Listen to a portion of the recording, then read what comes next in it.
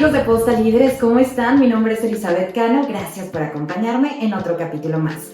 Hoy está con nosotros el doctor Rogelio Rodríguez Garduño. Él tiene una amplia trayectoria y también, aparte de ser amplia, es impresionante. Les platico rápidamente que él es catedrático de la Universidad Nacional Autónoma de México, es doctor en Derecho Constitucional, tiene una maestría en Ciencias Jurídicas y es licenciado en Derecho. Actualmente también es candidato a magistrado del Tribunal de Disciplina Judicial. Estaremos hablando sobre su historia de vida, estaremos hablando sobre su trayectoria y por supuesto también sobre esta candidatura, porque aparte de todo esto es analista en diversos medios de comunicación. Rogelio, bienvenido a Posta, ¿cómo estás? Elizabeth, muy gustoso de estar contigo en este medio y poder conversar de diversos tópicos que hoy son o deben ser de interés de todas y todos los mexicanos. Vamos a conocerte un poquito más, a ver, ¿quién eres? ¿Cómo te describes? Pues mira, yo soy Rogelio Rodríguez Garduño, aunque mi segundo nombre es Zacarías, y me describo como un mexicano que forma parte de una cultura del esfuerzo. Soy hermano de 8 hermanos. Una familia grande. Familia grande de estas familias tradicionales. Nacido en la colonia Nápoles, de la Ciudad de México, y por mucho tiempo avecindado en Ciudad de Nezahualcóyotl, que es una zona muy populosa de las zonas conurbadas, en donde conocí mucha gente valiosa en mi juventud. Cuando hablo de cultura del esfuerzo es porque hay que trabajar mucho para salir de ciertos estigmas que le quieren poner estas zonas que son extraordinariamente progresistas, pero que lamentablemente hay que reivindicarlas. Yo a nivel personal me he esforzado desde niño por ser una persona que le guste defender a los demás. Desde los 5 años de edad me propuse ser abogado. ¿Por qué? ¿De dónde salió? Pues fíjate que andando en un basurero, en aquellas zonas de Ciudad de Nezahualcóyotl me encontré un portafolios. Y como niño nadie me impidió agarrarlo, me lo llevé y lo limpié. Y mis primeros juguetes fue un portafolios que limpié y yo era el licenciado. Me veía en la incipiente, televisión, en estos juicios con estos hombres de traje frente a los estrados, defendiendo a las causas de las personas más vulnerables y además con una cuestión sobria, etc. Y en efecto me emocionó, me apasionó. Tiempo después, en mi trayectoria como estudiante de primaria, fui destacado, pero porque yo siempre he considerado que el conocimiento es jugar, es disfrutar. Entonces no me veías en un escritorio haciendo grandes tareas, pero me iba bien porque le encontraba algún chiste o alguna gracia a casi todo. A la aritmética, al civismo, a la historia, etc. Y de ahí pasa un periodo largo donde no estudio entre la primaria y secundaria, por razones económicas y culturales. Entonces entro a estudiar en la escuela nocturna por mi cuenta 3 años después de haber salido de la primaria, y estudio en la secundaria en la escuela nocturna por mi cuenta, siendo trabajador todo el día. Y es una historia que no te la platico como sufrimiento, sino que es también vivir con la gente que va en el metro, que va en el camión, que tiene que hacer jornadas larguísimas, después ir a estudiar. Digamos que ayudabas en la economía de tu hogar. Absolutamente. Desde muy niño. Desde los 11 años de edad. Yo trabajaba en un taller de reparto de alfalfa, yo era el encargado. Algún don veían en mí que me confiaban, los negocios. Desde los 11 años de edad yo era el que llevaba los dineros de la venta de la alfalfa. Era otra ciudad, otra zona conurbada. La gente criaba animales, tenía las costumbres rurales de ese México rural que vino a concentrarse en la Ciudad de México y zonas conurbadas. Y después trabajando en la obra, trabajando con quien me diera trabajo. Y después de la secundaria, paralelamente, no dejo el estudio nunca más. No dejo el estudio, termino, voy a la Nacional Preparatoria, soy egresado de la Nacional Preparatoria de la Escuela Ezequiel Chávez, la 7 de La Viga. Allí tengo un periodo donde juego, me gusta el fútbol, soccer, juego en la selección de mi escuela, me gusta mucho el ambiente de la escuela, trabajo paralelamente, etc. Y disfruto mucho de la vida. La realidad es que he disfrutado mucho de la vida. Mi historia es una historia de disfrutar de la vida, pero cuidando siempre de no afectar a otras personas. ¿Tus padres a qué se dedican?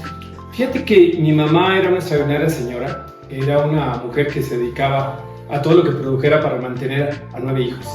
Fue desde costurera, hacía comida, puntualmente tortillas. Era una luchadora, llegó a tener un taller, o sea, una mujer admirable que llegó a tener su propia fábrica, partiendo de cero con casi nula preparación.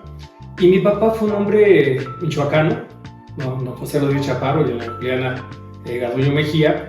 Él fue un hombre que fue al mismo tiempo jardinero, comisionista de bienes raíces. Era un hombre que debió haber tenido una gran pata de conejo, porque tenía mucha suerte para hacer casi todo. Un hombre muy carismático, un hombre lleno de facilidades para muchas cosas. Y bueno, ellos tenían un modo de ser diferente al que hoy vemos en muchos papás, afortunadamente. Entonces, los hijos eran un poco la parte que contribuía con el sostenimiento de las casas, de los hogares. Y de esta manera yo nunca lo vi como una carga, explotación, sino lo vi como una forma de ser parte de la familia y de luchar codo con la familia. Así es que la realidad es que, déjame decirte una cosa, lo disfruté, lo viví, y de ahí pues paso a la universidad, donde me caso el año que entro a la universidad con una señora, María Lourdes García Terrazas, a quien le debo mucho. Me acompaña en esos momentos, en una aventura, imagínate, estudiando, estando casado, y nace mi hija Julia. Y mi hija Julia nace, y entonces yo tengo que ser taxista, profesor de primaria, muchas cosas para ganarme el sustento, la leche, etcétera, etcétera. Y lo más maravilloso es que obtengo 10 de promedio en toda la carrera. Entonces, ¿cómo, no? Es que cuando hay respaldo, cuando hay armonía, cuando estás focalizado a tareas, cuando además en las escalas sociales tienes que ir por esa escalera y no hay más, el esfuerzo tiene que llevarte, creo que son los motivos, son los estímulos que te conducen a esa parte. Nacen mis hijos gemelos en el último año. Soy padre de unos hijos gemelos. Mi hija es Julia Rodríguez García, y mis hijos son Rogelio Rodríguez García y Alejandro Rodríguez García. Nacen en el último año de la superior. Y bueno, son la torta bajo el brazo. En efecto, los gemelos eran 2 tortas, porque termino la universidad, pongo mis despachos, ando con mis portafolios afuera de las agencias del Ministerio Público, afuera de los juzgados, ganando. Sí, absolutamente. ¿En qué temas? En temas penales, en temas mercantiles, en temas civiles, en temas administrativos, en todo lo que tuviera que ver con defender a alguien. Al mismo tiempo colaboraba con un notario, iba al Ministerio Público a ayudar también, en la agencia del Ministerio Público, de tal manera que ejercí desde andar con las personas que van sufriendo, que tienen injustamente detenido a veces a un familiar, o que probablemente están en el filo o han cometido un delito, pero hay que ser defendidos, o el tema familiar, que es el más duro de todos, donde a veces está la custodia de menores, las agresiones a las mujeres en el seno familiar, los temas de bienes, que son el tema del patrimonial, es un temazo, ¿no? Y bueno, en medio de todos los amparos, el tema federal, que es lo que después me habría de apasionar. Y de ahí pues paso, desde mi despacho, paso para ser empleado burocrático dentro de la Secretaría de Comunicaciones y Transportes, en los temas aeronáuticos, porque además toda mi familia, mis hermanos, trabajaban en Aeroméxico. Wow. Entonces yo ahí el amor nació por los aviones. Entonces yo ya desde niño hablar de comisariatos, de cabinas, de pistas, etcétera. Y entro a la Dirección General de Aeronáutica Civil, que era una dirección de la Secretaría de Comunicaciones y Transportes, como asesor del director general. Y posteriormente me mandó llamar el secretario de Comunicaciones al enterarse que yo era ganador de la medalla Gavino Barreda, que se le otorga al estudiante que egresa con 10 de promedio. Entonces él, incrédulo, me mandó llamar y me dijo: usted va a trabajar conmigo, don Andrés Castro Lombardo. Y obviamente quería que me titulara, ocurrió todo este proceso, pero no continué ahí porque se me presentaron otras oportunidades en el jurídico de la ICA, empresa maravillosa, donde aprendí mucho el derecho fiscal. Fue una gran experiencia. El derecho fiscal tiene sus entramados, el derecho de la seguridad social tiene sus entramados, el tema del seguro social, el tema de los temas fiscales, ISSSTE, Infonavit, etc. Y fue para mí una gran escuela. Hasta que finalmente me manda a llamar de Mexicana de Aviación, y en el jurídico de esta enorme empresa trabajo 15 años. 15 años como abogado senior, como coordinador de contratos, contencioso, como responsable de asuntos gubernamentales, gerente adscrito a esta dirección en Ascurico Internacional y se encargó del área internacional de Mexicana de Aviación. Y bueno, tengo una gran cantidad de experiencias, contribuciones también en ese entorno y regreso al servicio público. Regreso al servicio público como director general adjunto de Aeronáutica Civil y después de ahí me meto a hacer una maestría a la Universidad Panamericana y redescubro el derecho procesal constitucional, el amparo, etc. Y entro en un conflicto, porque yo venía cuajado, era un hombre cuajado, entro en un conflicto y me lleva a la cuerda constitucional y el amparo. ¿Qué también te atrapó? Me sacó del ambiente aeronáutico. Hay gente que piensa que nunca saldrán del ambiente aeronáutico. Bueno, yo sí salí y salí a gusto, agradecido y a gusto. Jefe de negociaciones de 2003 a 2006, ¿qué representó eso? Fíjate que cuando me voy a la Secretaría de Comunicaciones y Transportes, una de las tareas era revisar los convenios bilaterales que México tiene con otros países. Y entonces, de acuerdo a la ley de celebración de tratados, ha de ser la Secretaría la que lleva a cabo los hechos, la negociación de las reuniones de consultas, hasta las rondas de negociaciones, la rúbrica, la celebración de los memorandos de entendimientos, actas finales, etc. Y puede ser el propio secretario, puede ser el subsecretario o el director del ramo. Entonces yo me coloco al frente de esta responsabilidad, me la delegan, además confían en mí y empiezo un proceso de negociación con diversos países, desde Guatemala, que es un tema por su interés diferentes, Costa Rica, que es otro tema, Latinoamérica, Europa y bueno, siempre Estados Unidos. Estados Unidos, llegar representando a mi país a Washington, el Departamento de Estado, fue una gran experiencia.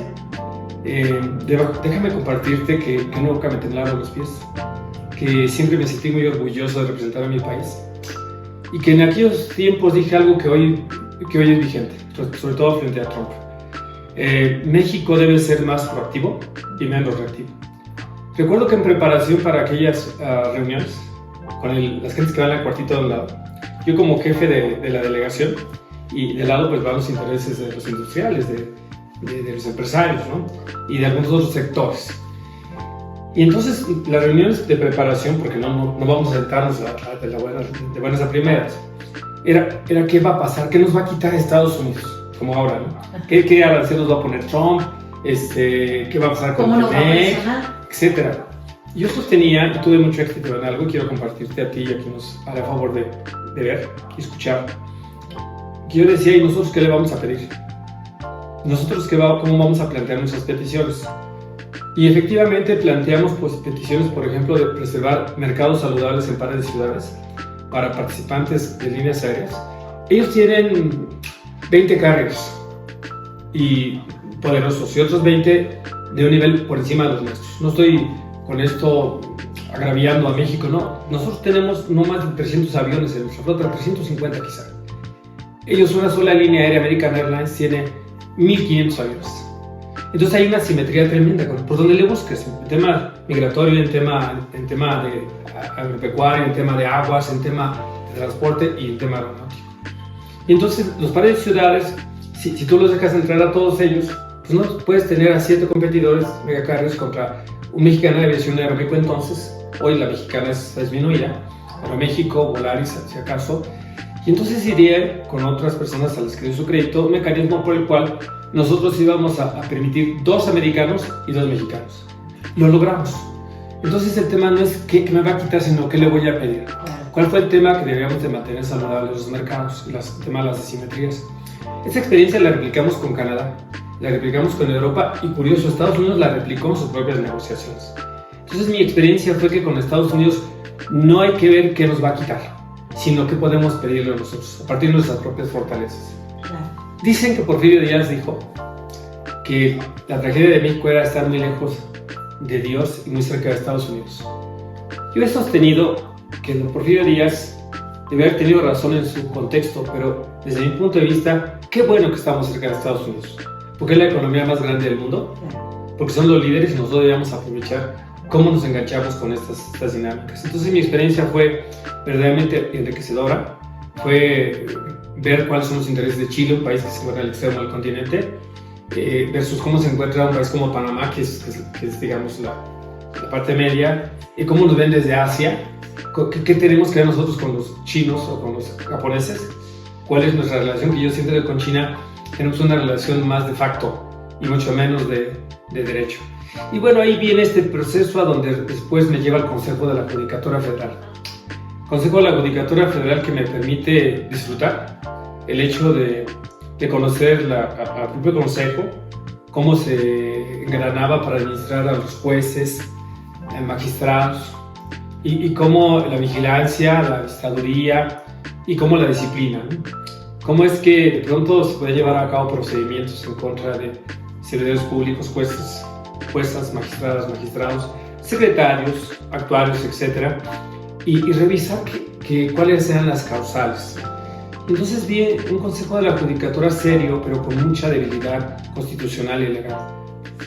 Salgo, me voy a una experiencia, salvo que me invitan a irme como director general jurídico en Aeropuertos y Servicios Auxiliares, otra experiencia importantísima en mi vida, manejar todo un jurídico desde el punto de vista laboral, desde el punto de vista contractual, desde el punto de vista de juicios, amparos, etc.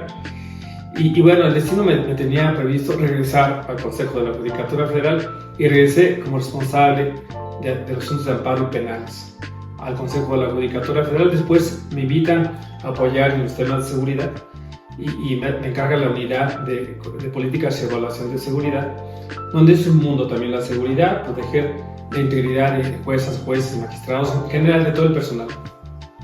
Pero también me invitan a la presidencia del Consejo y de la Judicatura Federal, y ahí puedo ver que el Consejo de la Judicatura Federal tiene un problema, se ha hecho muy gigante. El Consejo nació en 1994, en aquella reforma de Cedillo, que tanto de la cual se critica. Y nació para que las ministras y ministros se dedicaran a la labor de ser jueces constitucionales y que los magistrados y los jueces se despreocuparan de la labor administrativa. Porque antes de 94 los ministros nombraban a los jueces, a las jueces. Entonces ahora ya no te preocupes, los va a nombrar el Consejo. Ya no los administra, los va a administrar el Consejo. Pero el Consejo de la Judicatura, desde su nacimiento y hasta muy recientes años, se hizo muy grande burocráticamente. Y me parece que el problema del Consejo era el propio Consejo. Ya no era tanto encargarse de la administración, vigilancia y disciplina del Poder Judicial, con excepción de la Corte, decía el artículo 94 de la Constitución. Y los problemas del Consejo se convirtieron en un problema para el Poder Judicial, no en una solución en muchas cosas. Pude ver, y también debo compartir mi experiencia, pude ver que en muchos de los casos gente valiosísima, entregada su vida entera a la carrera judicial, a los órganos jurisdiccionales, pero también pude ver que había muchas personas en el Poder Judicial que habían ingresado y permanecían solamente. Esto es que desde su ingreso había la pregunta: ¿y cómo ingresaste? La respuesta se dio a conocer años después, fue un tema público que estuvo en las mesas, que nadie negó, que es más, ciertos ministros presidentes de la Corte lo reconocieron, fue el nepotismo. Eran algunas familias que estaban en lo mismo en un órgano jurisdiccional que el Instituto de la Judicatura Federal, que la Corte, que la Oficialía Mayor, que la Administración del Fideicomiso, etc. Y entonces venía a mí una pregunta. Yo que fui y me considero una persona del trabajo, del esfuerzo, y que salí con un 10 de promedio, quiero decir que ese 10 de promedio me sacó para contemplar un documento, pero no hay chamba, no hay trabajo. No es que no había, no hay. Tienes que abrirte camino de todas las maneras. Y a mí no me parece que sea el camino correcto. Las instituciones como el Poder Judicial deberían tener un mecanismo para captar, no para hacerle un favor, para captar a esos grandes talentos, a esas egresadas y esos egresados que han demostrado tener un altísimo nivel de conocimientos. Hablo de la Nacional Autónoma de México, pero por supuesto que otras universidades. Se nos acaba el tiempo y tenemos muchos temas encima. Quisiera saber cómo llegaste también a ser profesor de la Universidad Nacional Autónoma de México y a qué políticos has impartido clase. Pues mira, en principio yo soy maestro desde los 17 años. Soy un hombre de 63 años de edad, así saquen sus cuentas. Pero en la UNAM llego hace 30 y tantos años. Me voy por cuestiones de trabajo y regreso hace 25 años. Me invitan. Tuve el honor de que me buscaran para impartir cátedra en la Universidad Nacional Autónoma de México. Llevo 25 años ininterrumpidos desde entonces Y he podido darle clase a diversos gobernadores, quienes para mí ha sido un orgullo, otros políticos, diputados, senadoras y senadores. Sería de mi parte, digamos, impreciso decir unos y no decir otros, pero hoy se encuentran en funciones. Para mí es un orgullo porque en el aula demostraron un alto nivel, debo decirlo. Hay el estigma de pensar que un político no es preparado, no es en todos los casos. Más yo diría que cada vez los políticos se preparan más. Me consta, no solo políticos, sino también personajes, comunicadores, empresarios que creo tener buena mano. Mis alumnas y mis alumnos los veo con los años en buenos puestos, tanto en la entidad privada como en el sector público, y como exitosos postulantes con despachos brillantes. Son excepciones donde no me encuentro a alumnas o alumnos míos que se encuentren en la desgracia o la desventura. Es más, no recuerdo ninguno. Me parece que o no los he visto o no he tenido la ocasión. Les mando un saludo a todas y todos mis alumnos que lo hayan sido desde todos esos tiempos, pero han sido historias de éxito. Y en buena medida será porque soy un apasionado, donde yo les transmito el amor por el derecho y que podemos vivir el derecho si somos honestos. Podemos disfrutar de escalera que nos lleva a subir la escala social y de tener comodidades y vivir bien. No creo que nadie deba estar peleado con vivir bien dentro del parámetro de la honestidad, pero el requisito es estudiar mucho, ser muy leal, ser muy honesto y no engañar. O sea, no decirte, oye, te llevo tu asunto y tener guardado el expediente. Si lo vas a llevar es porque lo puedes llevar.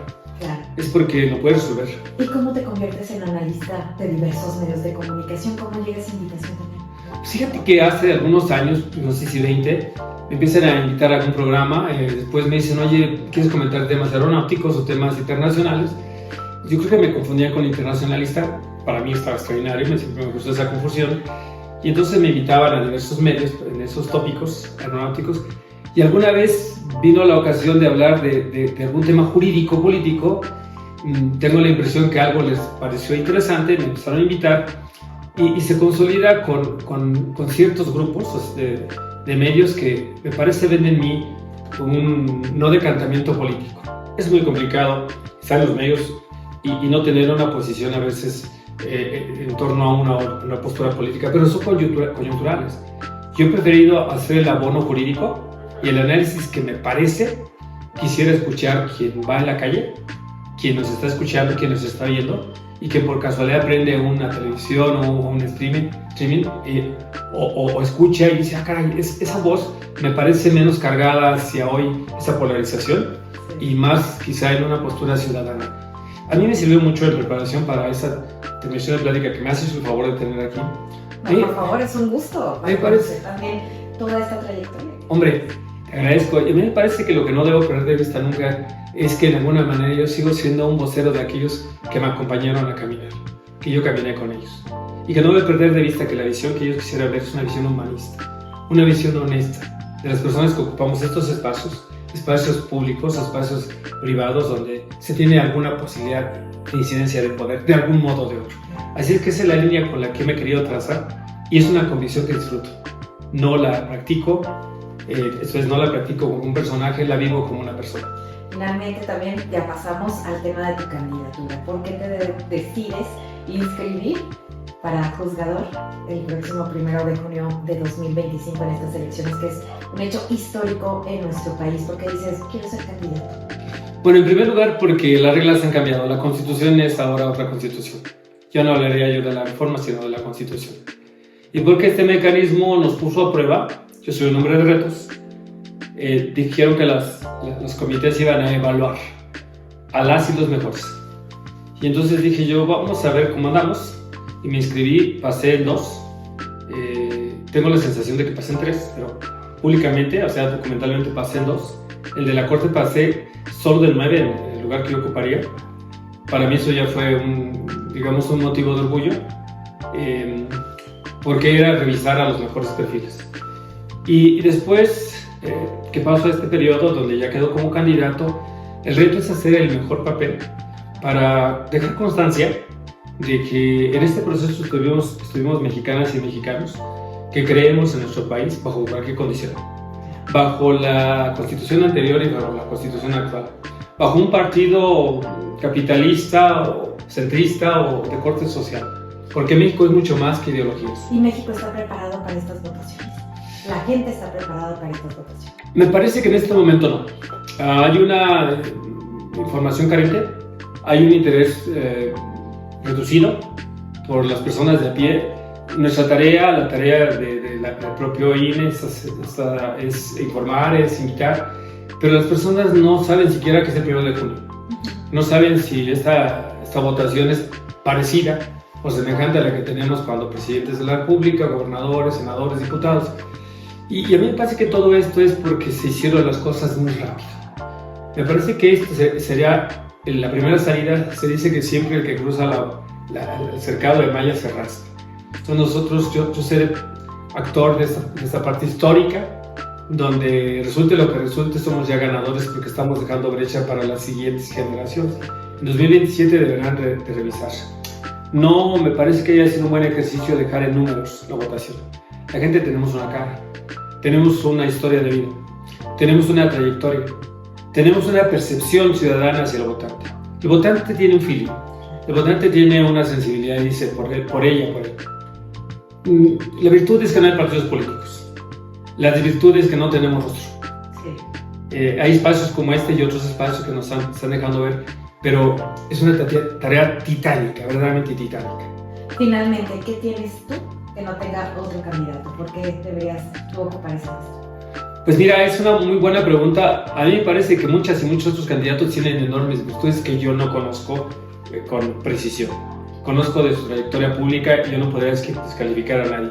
Pero yo me considero una persona perfectamente preparada, no solo en lo académico, sino en lo que he dicho durante esta entrevista, en esa sensibilidad humana de desafiar ese lenguaje formalista que domino y que hay que erradicar.